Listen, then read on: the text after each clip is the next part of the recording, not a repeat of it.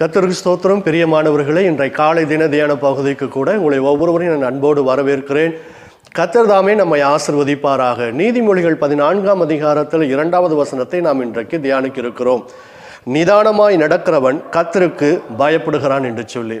பிரியமானவர்களே, வேதம் சொல்லுகிறது, நீங்களும் நானும் நிதானமாய் நடக்கக்கூடியவர்களாய், நிதானமாய் பேசக்கூடியவர்களாய் இருக்க வேண்டும் என்று சொல்லி. இதே நீதிமொழிகள் 16வது அதிகாரத்தில் 13வது வசனத்தில் கூட நம்ம பார்க்கிற பொழுது, ராஜாக்களுக்கு நிதானமாய் பேசுகிறவனுக்கு பிரியமாய் இருப்பான் என்று சொல்லி. ஆகவே நீங்களும் நானும் பேசுகிறதிலும் செயல்படுகிற காரியங்களிலே நிதானம் உள்ளவர்களாய் நாம் காணப்பட வேண்டும். ஒரு ஊரில் லூக்கா என்ற ஒரு மனிதன் இருந்தான். அவன் காலையில் ரொம்ப வேக வேகமாக எழும்புவான், பல்ல விளக்குவான், குளிப்பான், வேக வேகமாக சாப்பிடுவான்.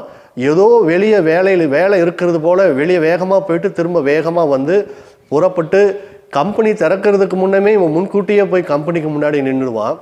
அது மாத்திரம் இல்லாமல் அந்த கம்பெனியில் இவனுக்கு கொடுக்கப்பட்டிருக்கிற வேலையில் நிதானமாக செய்யாதபடிக்கு மிக அவசரமாக அந்த வேலைகளை செய்து முடிப்பான்.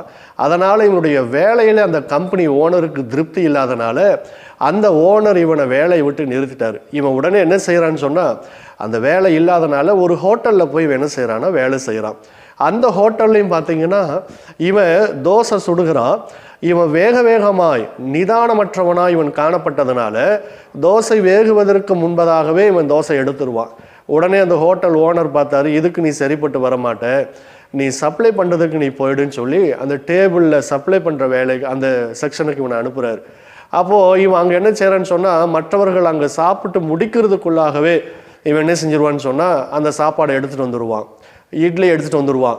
ஆகவே அந்த ஹோட்டல் ஓனர் பார்த்தாரு, எப்பா உன்னுடைய அவசரத்திற்கு நீ நிதானம் இல்லாமல் வேலை செய்கிற, பொருளெல்லாம் கீழே போட்டுற, அதனால் உனக்கு வேலை இல்லை, தயவுசெய்து போயிடுன்னு சொல்லி அவனை வேலையை விட்டு அனுப்புகிறாங்க.